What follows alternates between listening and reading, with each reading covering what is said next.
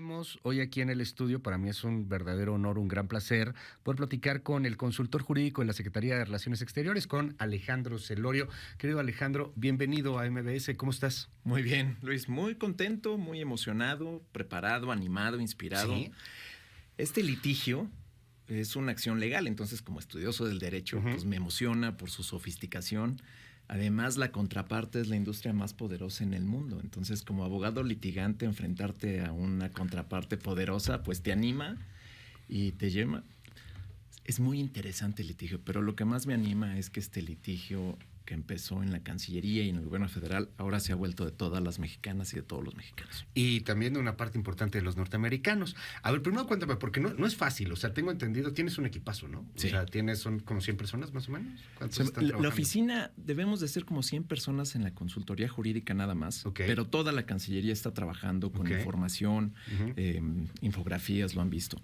Y en Estados Unidos tenemos un equipo liderado por dos de los mejores abogados en esta materia de demandas contra empresas por negligencia y empresas que se dedican al comercio de armas, y cada uno tiene sus despachos más amplios. Entonces es un buen grupo de abogados. ¿Cuál es el asunto? A ver, platicábamos hace unos días con un coronel retirado del ejército gringo y nos decía aquí, es como si tú, en el caso de lo que sucedió lamentablemente en Wisconsin, demandas a las empresas que hacen los coches por haber atropellado a los niños en este desfile de Navidad de lo que sucedió a inicios de la semana.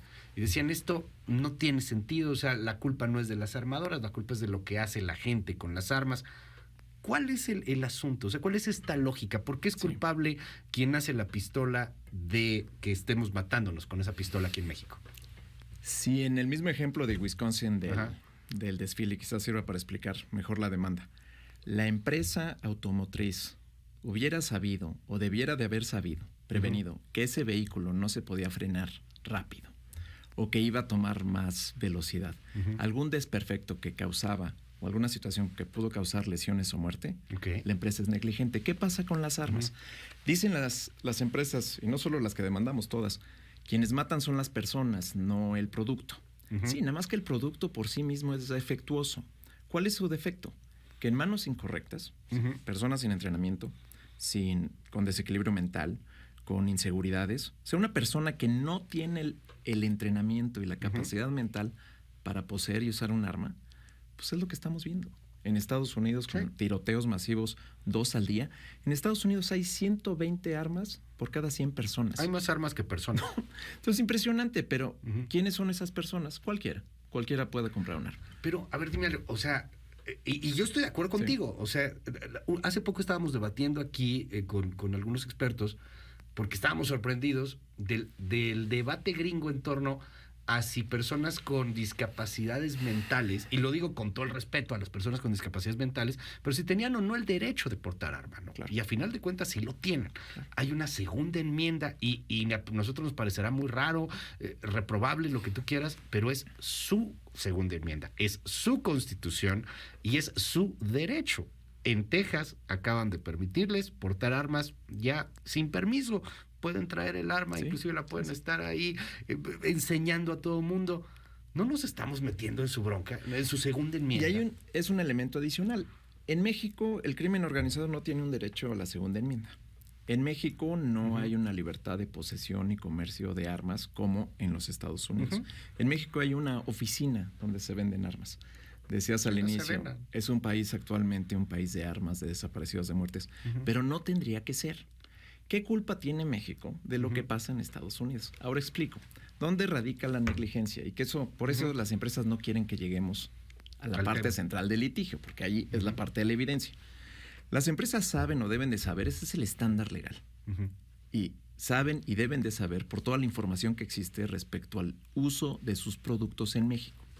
Y sabiendo que sus productos se utilizan en México para cometer delitos, sus armas, no toman ninguna medida para, por ejemplo, ponerle un letrero a sus anuncios. Estas armas matan, únicamente para uso en Estados Unidos. ¿Como los cigarros? Como los cigarros. O una imagen de un chiquito con la cabeza estallada por una bala de sus productos diciendo estas armas matan, ¿no?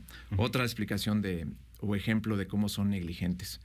sabiendo que hay compras múltiples, compras repetidas, es decir, lunes, martes, miércoles, compras el mismo rifle, prestanombres, personas con antecedentes penales, ventas fuera de inventario, sabiendo que eso pasa en su línea de distribución y venta, no sancionan ni monitorean a sus puntos de venta. Es decir, cualquier otra industria, vuelvo a la automotriz, si presume que su producto va a causar un daño, lo regresan a la fábrica.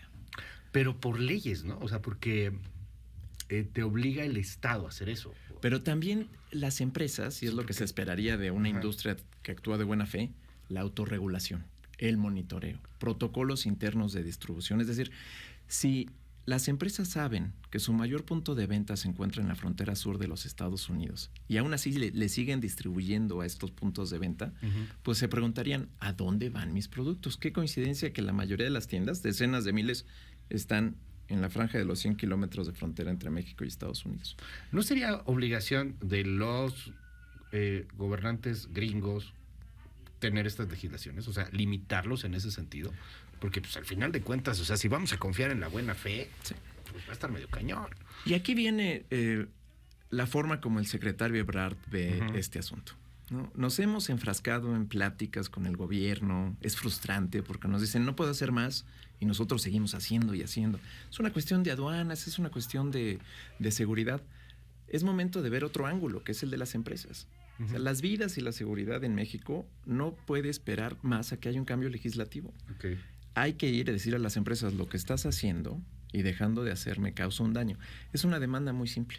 Y estamos aprovechando la gran cultura de demandas en Estados Unidos, demandas civiles, ya ves que allá te demandan por todo, y lo estamos haciendo. Y aquí hay una razón por la cual demandar, porque son negligentes. Saben que lo que están haciendo y dejan de hacer nos causa un daño. Es decir, permiten el tráfico, facilitan el tráfico ilícito de armas. ¿Pero qué les pedirías? O sea, ni modo que les pidas que no hagan armas. No, les pediríamos... Es un muy buen comentario, se dedican, ¿no? Porque me ayuda a aclarar que no vamos contra el comercio, pero si debe de haber un comercio, son las reglas sociales en Estados Unidos, si debe de haber un comercio, que éste sea responsable, transparente y con rendición de cuentas. Es decir, para conducir un vehículo... En Estados Unidos, pero eso nos ayudaría a nosotros, porque, por ejemplo... ¿No lo ves injerencista? O sea, oye, pues, ¿cómo? A ver, tú regúlate, armadora. ¿Por qué no? Pero porque nos está causando un daño. O sea, saben estas empresas por el componente de trazabilidad. Cuando se encuentra un arma en México, en una escena de crimen, el número de serie se corre. Y las empresas tienen a su disposición esa información. Entonces, si saben que de pronto... Que no es suya, que ellos la hicieron y la vendieron. Ellos la hicieron, la vendieron. Pero si saben que su producto se está utilizando para la comisión de un delito, y esto ha sucedido por 20 años, ¿por qué no hacen nada como, por ejemplo, instalarle algún mecanismo para que únicamente el comprador original, el propietario, la pueda usar? La huella dactilar. Para manejar un vehículo necesitas la llave. Para disparar un arma no necesitas nada más que levantarla y dispararla. ¿Y eso existe? Sí existe, hay tecnología. ¿Sí? Y de hecho las empresas, Smith & Wesson, sabe y se había comprometido a explorar la forma, con el Departamento de Justicia, la forma de impedir que sus armas las utilice alguien que la robó, la traficó o que no es el legítimo propietario. Fíjate qué interesante, porque a lo mejor todo este debate termina resolviéndose en asuntos tecnológicos, ¿no? Pero tendrían que obligar, yo no lo sé, tú eres el experto en esto, pero a mí se me hace que sería el gobierno el que tendría que obligarte a que pongas una huella dactilar, una especie de Face ID de la pistola, no sé. Pero mira, cuando el Ejecutivo no puede, el Legislativo no puede, está el Judicial. Entonces, esta es la idea. O sea, con el Ejecutivo platicamos y vamos muy bien. Con el Legislativo, pues ahí estamos atentos a lo que pase en los Estados Unidos. Y el Judicial. O sea, lo que pasa en México y la intención de este gobierno, además que es un gobierno, a mí me place estar aquí, me siento muy orgulloso, echado para adelante, hay que buscarle todas las avenidas para resolver este asunto. ¿Cómo los están demandando? O sea, ¿quién los demanda? ¿El gobierno mexicano? El gobierno de México como víctima. Exacto, como actor. Porque nos resultará menos complicado acreditar el daño. O sea, porque nosotros somos una entidad y estamos demandando como una persona moral. Acreditar el daño es más sencilla la coordinación, porque si hubiéramos demandado a nombre de todas las víctimas o colectivos de víctimas, habría sido mucho más complejo. Son muchos. Pero cuando eres el gobierno de México, o sea, la dinámica, la coordinación es mucho más fácil, porque somos tan grandes y tan poderosos como las 11 empresas a las que estamos demandando. Y además tenemos más información. Es un gobierno. ¿No? Es un gobierno. Y no es cualquier gobierno, es el gobierno de México. Y aunque se insiste de pronto en querernos ver súper, ultra, mega pobres, la verdad es que no. Somos uno de los gobiernos más importantes, de los estados más importantes en el mundo. Pertenecemos a la OCDE, pertenecemos al G20. No es cualquier cosa. Yo quiero preguntarte ahí este punto. Ya tuvo una reacción en acciones. Sí. Yo diría que más o menos leve, que responde a otras cosas, no solamente al tema de la demanda, pero bueno, ya tuvieron ellos, porque están obligados, a decirle a sus accionistas, oye, pues traemos una demanda y si esto se complica, sí, nos va a salir caro. ¿Hay alguna idea de cuál puede ser la reparación de daño? O sea, porque al final de cuentas, en la cultura gringa, todo mundo demanda, porque todo mundo cumple con lana. Esto se arregla con VAR. Así es. ¿Hay alguna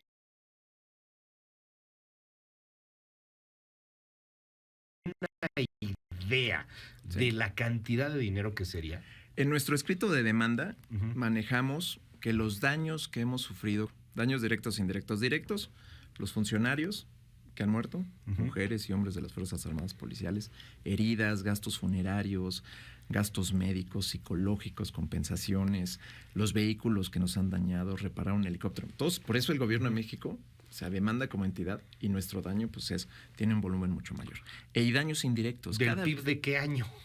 Pues en general, pero estaríamos hablando de decenas de miles de millones de dólares, ¿no? Okay. O sea, más o menos que nuestro PIB es como de 5 billones, ¿no? Por ahí. Pues échale, o sea, ya, ahí, más o menos. Ya 1,000 millones de dólares. O sea, 1,000 millones de dólares en una sentencia condenatoria contra estas empresas. Eso sería histórico. Y ya le lastima el bolsillo, ¿eh? Entonces. No, obviamente, o sea, pues mucho. Y uno pensaría, una empresa de buena fe que dice, prefiero perder 1,000 millones de dólares o cambiar mi modelo de negocios. Porque su modelo de negocios actual es venderle a quien sea, como sea, donde sea. Pero para eso, dicen, es mejor un mal arreglo que un buen pleito. Es máxima del derecho, ¿no? Mira, salvo de los litigantes que siempre quieren entrar al pleito porque eso como yo, que soy litigante. Exacto. Entonces yo ahí te pregunto, ¿cómo se puede buscar un acuerdo? Es muy prematuro. Están cerrados ahorita. Es muy temprano. Okay. Yo hasta ahora no tengo instrucciones porque es muy temprano, empieza el litigio. Okay. Y por estrategia, hablar ahora de un arreglo significa que no estamos seguros. Y estamos tan seguros que nos vamos a ir hasta la sentencia. Esta sentencia no es para mañana. ¿No? O sea, es un asunto que se antoja largo, porque así como somos el Estado mexicano y tenemos presupuesto y hay 100 personas manejando este tema, también allá tienen un buen de presupuesto, son 11 armadoras, tienen a los mejores abogados también. Entonces se antoja súper largo, inclusive tan largo como una sentencia si llega después de la presidencia de López Obrador. Así es, y teníamos que hacerlo, no podemos esperar. Y este litigio, como que decías, es en la vía judicial. Esperemos que antes de que se resuelva en la vía judicial pueda haber sorpresas en el Ejecutivo o en el Legislativo. A lo mejor no. Han pasado décadas y no pasa nada. Sí, claro. Y quizás llega la sentencia antes de que haya otro tipo de cambio. Lo teníamos que hacer. Hay un tema, Alejandro, y si se las desechan, ¿no quedaríamos muy mal? ¿No? O sea, si el 27 de enero no la desecha el juez, tengo entendido, es la fecha como fatal, ¿no? Bueno, no está muy claro. Y vale la pena aclarar, como fue semana de Thanksgiving, de Acción de Gracias en los Estados Unidos, nos contestaron en automático. Hay un calendario acordado. Y la respuesta de México, o sea, la réplica es el 31 de enero, la contrarréplica el 28 de febrero y la audiencia será a inicios de primavera. Estamos aclarando con la Corte, pues está cerrada por Acción de Gracias, pero vamos a informar. Pero aún si fuera en diciembre, no nos la desechan ese día. Tendríamos entonces nosotros que presentar. Ahora, si por algo nos desecharan la demanda, la única razón por la que nos la podrían desestimar, detener, es porque el juez diga, las empresas tienen razón, son inmunes a cualquier acción. Y ahí vendría entonces el cuestionamiento y hay una instancia de apelación. Una ley estadounidense le otorga inmunidad extraterritorial a actos o daños causados por los productos de una empresa estadounidense en México. Sería la única industria que gozaría de esa inmunidad. La industria de automóviles estadounidense no goza de inmunidad contra demandas civiles por daños causados en México. Aunque ahí el argumento de las armadoras es que ustedes no controlan su frontera. Pero ese no es un argumento Ustedes jurídico. no tienen nada, No, ustedes dejan pasar. No es un argumento armas. jurídico, porque yo no los estoy demandando por no tener control en la frontera. Lo que nosotros estamos demandando son prácticas negligentes e ilícitas en su comercio. Y en su comercio el gobierno de México no tiene nada que ver. Nosotros no tenemos nada que ver. Sí hay compras gubernamentales a las mismas empresas, pero esa es otra vía de exportación legal con autorización del Senado estadounidense. Pero aquí estamos hablando del menudeo, de la venta a particulares, y ahí no tenemos nada que ver. En el litigio, y no me sorprendió este señalamiento de las empresas, porque nos están tratando de distraer. Si ellos nos dicen, pues la culpa es tuya, ¿la culpa de qué? ¿De prácticas negligentes e ilícitas que facilitan el tráfico ilícito de armas en prácticas comerciales? El gobierno de México no tiene nada que ver con eso. La conversación sobre aduanas, frontera, que cuando hablamos de aduanas tenemos que hablar de aduanas estadounidenses y aduanas mexicanas. Ok. Y así todos los comentarios es en los dos lados. No es nada más México, también Estados Unidos. Es una conversación que podríamos tener en foros, en conversaciones bilaterales con el gobierno estadounidense, pero no con las empresas. ¿Por qué no demandar al gobierno estadounidense? O sea, ¿por qué no? No sé si se pueda demandar al gobierno norteamericano en ese sentido. O sea, Rápido y Furioso fue su culpa, ¿eh? Ellos metieron esas armas. Sí. Es como estrategia, es parte de una estrategia. Demandar a los Estados Unidos nos iba a ser muy difícil porque no hay una acción clara. Y hay un choque diplomático también. Ahí, pues, ¿cómo que me estás demandando? No, además estamos trabajando, es preguntarse, ¿dónde los demandamos? ¿En la Corte Internacional de Justicia? Ok, hay demandas al Estado de los Estados Unidos. ¿Por qué? Por la violación al derecho internacional. ¿Cuál sería la violación? Demandarlos en una corte en los Estados Unidos, pues gozan de inmunidad. No podríamos.